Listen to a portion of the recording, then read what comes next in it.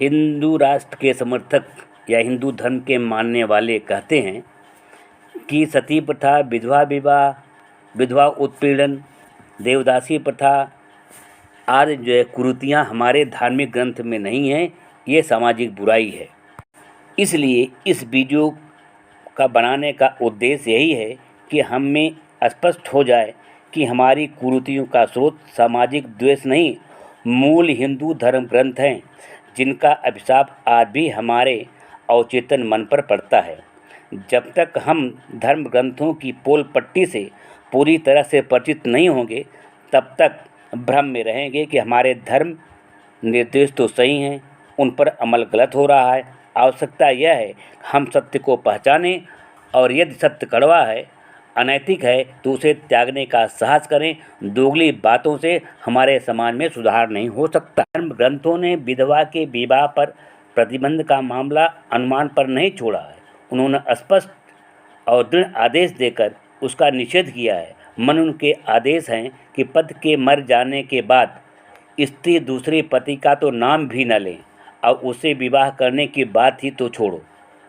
हिंदू धर्म के अनुसार केवल इतना ही नहीं कि वह अविवाहित रहेगी, बल्कि उस पर अन्य प्रतिबंध भी है जो जीवित नारी को मुर्दा के समान है। जैसे व्यास का कहना है कि यदि विधवा सती न हो तो उसके बाल को काट देने चाहिए और वह तप करके अपने शरीर को दुर्बल बनाकर रहे और जीवित अवस्था में जो है वह मरी हुई तरह लगे।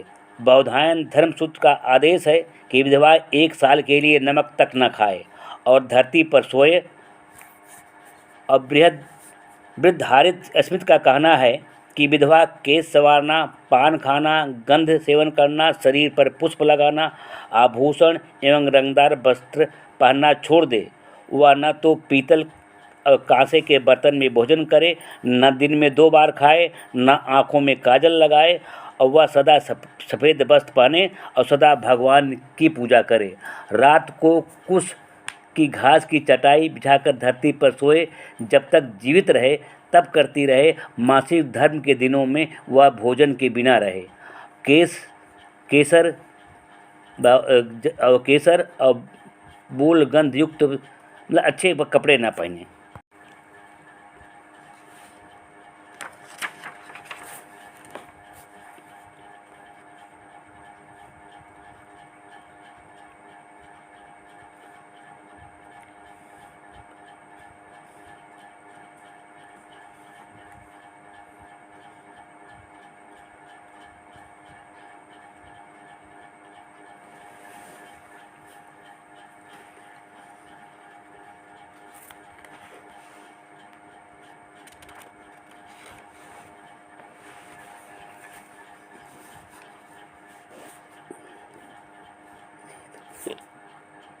हिंदू धर्म क्या है? हिंदू धर्म ग्रंथों में प्रतिपादित धर्म ही हिंदू धर्म है।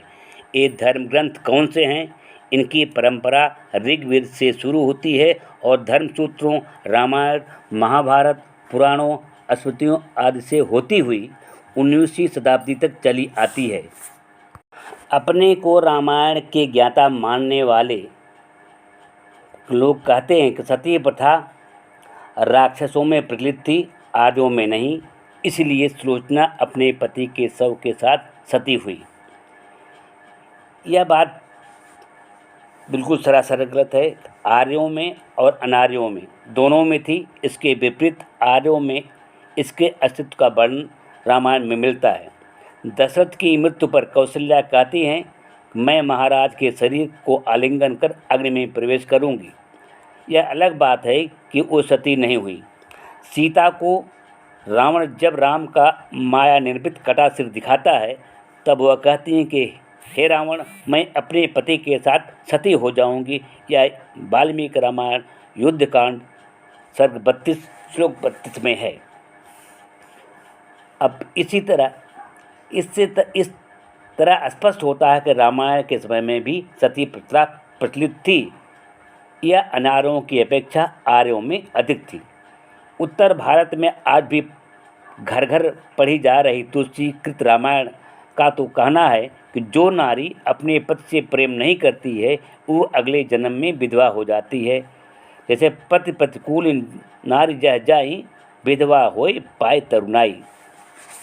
गरुड़ पुराण के अनुसार गृहस्थ की मृत्यु हो जाने पर 8-10 दिन तक गरुड़ पुराण की कथा चलती है तथा शोक के आवेग से ग्रस्त श्रोताओं को सती के गुणगान सुनाए जाते हैं। सती को परलोक में मिलने वाले सुख गिनाए जाते हैं। सती होने की विधि बताई जाती है और बताया जाता है कि सती होने जा रही स्त्री को अग्नि से डर नहीं लगता, उसके लिए अग्नि जो है शीतल हो जाती है इत्यादि। पुराण के अध्याय 10 में बहुत विस्तार के साथ यह सारा विवरण उपलब्ध। सबसे पहले सती होने की सरल विधि अंकित की गई है। नारी अपने को सुहागिन की तरह सजाए, ब्राह्मणों को दान दे और गुरु को नमस्कार करके घर से चले देव मंदिर में जाकर भक्ति से प्रणाम करे, सारे आभूषण मंदिर में चढ़ा दे, वहाँ से बेल का फल लेकर और लज्जा व मोह को त्याग कर शमशान की ओर चल पड़े।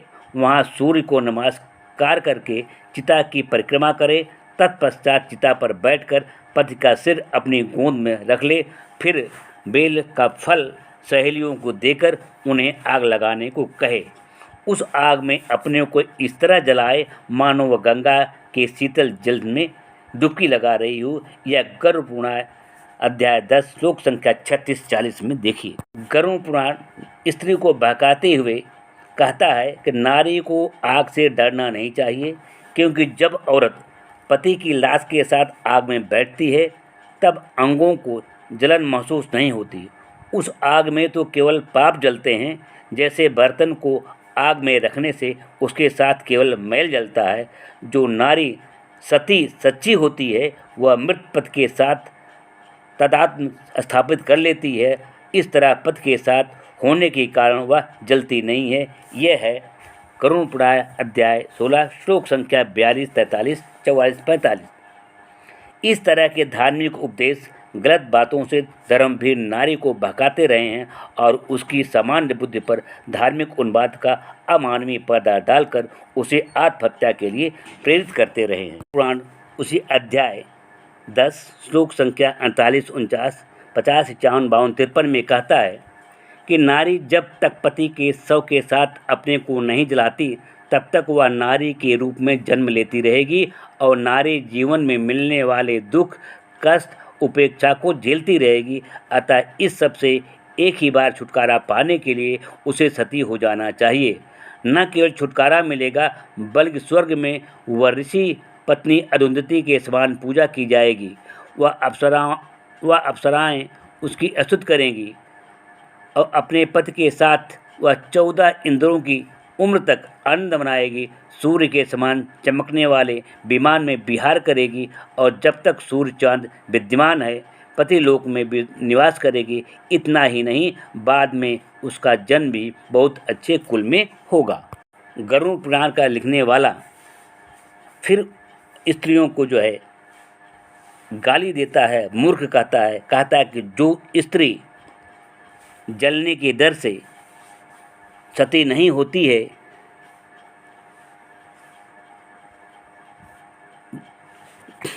मूर्ख है। आगे गरुड़ पुराण का लेखक कहता है कि स्त्रियों के लिए पति की चिता में जल मरना सब पापों का नाशक है, नरक से बचाने वाला है। इसके कारण स्त्री अगले जन्म में सौभाग्यवती होती है और पुत्रों एवं धन की प्राप्ति होती है। सती होने वाली स्त्री 3.5 करोड़ जितने की शरीर में रोए होते हैं उतने हजार वर्ष तक वह स्वर्ग में रहती है। सती होने वाली स्त्री माता, पिता तथा ससुराल इन तीनों कुलों को पवित्र करती है। ससुराल वाले और मायके वाले भी इस लालच के कारण ही सती होने का विरोध नहीं करते, बल्कि उन्हें अपने कल्याण की आशा में उसे सती होने के लिए प्रेरित भी करते। में लिखा है कि यदि स्त्री के मासिक धर्म के दिनों में उसके पति की मृत्यु हो जाए तो धर्म सिंधु कहता है यदि मासिक धर्म के तीसरे दिन मृत्यु हो तो मृत पति को एक रात रखे, दाह न करे, ताकि अगले दिन मासिक धर्म से निवृत्त होकर वह सती हो सके। यदि मासिक धर्म के पहले या दूसरे दिन पति मर जाए उसे जला दिया जाए। यदि स्त्री उसी दिन पति के शव के साथ ही सती होना चाहे तो एक दोना धान को कूटे ताकि जोर लगने से सारा रज उसी समय निकल जाए। फिर 5 मिट्टियों से शुद्ध होकर गवें दान करे। यदि मासिक धर्म का पहला दिन हो तो 30 गवें, दूसरा दिन हो तो 20 गवें, तीसरा दिन हो तो 10 गवें दान दे। बाद में ब्राह्मण उसे शुद्ध घोषित करेगा, फिर वह सती हो सकती है। यह धर्म सिंधु तृतीय परिच्छेद उत्तरार्ध में ये विधान। ऐसे में सती प्रथा, देवदासी प्रथा आदि को हिंदू धर्म का अंग न मानने वालों से पूछना चाहिए, सती प्रथा का यह विधान व गुणगान करने वाले ये ग्रंथ किस धर्म के हैं? क्या यह हिंदू धर्म के ग्रंथ नहीं हैं? संभवतः कोई भी यह नहीं कहेगा कि ये हिंदू धर्म के ग्रंथ नहीं है, और सब एक स्वर से यही कहेंगे कि ये ग्रंथ हिंदू धर्म की हैं। स्पष्ट है कि इनमें दिए गए धार्मिक आदेश हिंदू धर्म के अपरिहार्य अंग हैं। ऐसे में सती प्रथा की तो निंदा करना, परंतु हिंदू धर्म और धर्म ग्रंथों का पक्ष लेना, क्या यह परस्पर विरोधी और आत्म प्रवंचना नहीं है?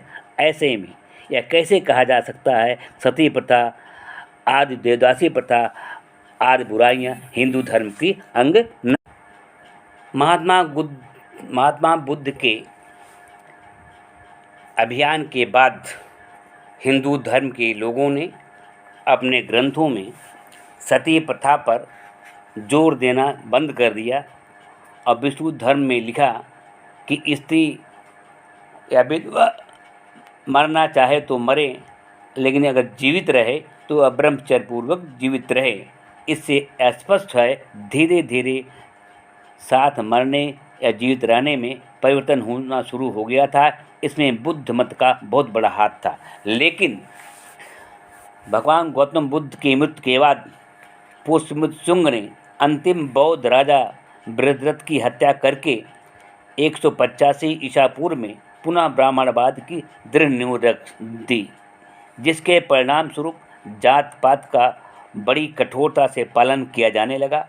जात पात का कठोरता से पालन का अर्थ था विधवा का संहार, क्योंकि विधवा से जात के बाहर के पुरुषों का संबंध बना लेने का खतरा था, जिससे जात दूषित हो सकती थी। अतः उन्हें ठिकाने लगाया जाना पुनः शुरू हो गया और इस काल के बाद रचे हर धर्म ग्रंथ में सती प्रथा की महिमा गाई गई, लुभावने पारलौकिक सुख बताए गए और पति के साथ जली औरतों को सती कहा जाने लगा तथा उनकी चमत्कारिक सतियों का वर्णन करने वाली कहानियाँ भी रची गई। इन ग्रंथों में जो विधियाँ बताई गई हैं वे सब मात्र किताबी हैं, उनमें व्यवहारिक विधियाँ नहीं दी गई। व्यवहार में औरत को भांग, अफीम आदि पिलाई जाती थी, फिर उसके हाथ पैर बांधकर उसे चिता में डाला जाता था। ऊपर से भारी भारी लकड़ियाँ रख दी जाती थी, घी आदि डालकर आग लगा दी जाती थी। राजा राम मोहन राय और अनेक विदेशी प्रत्यक्षदर्शियों के विवरण इसी बात की गवाही देते हैं। ब्राह्मणवाद के स्वर्ण युग गुप्त काल के शीघ्र बाद इस्लाम का यहाँ आगमन हुआ। तब यह खतरा और पैदा हो गया कि विधवा विजाति के साथ ही नहीं विधर्मियों के साथ संबंध बना सकती हैं। इससे जात दूषित हो सकती है, धर्म भी भ्रष्ट हो सकता है। इसलिए ब्राह्मणवाद ने जात पात को और भी ज़्यादा कठोरता से अपनाने पर बल दिया।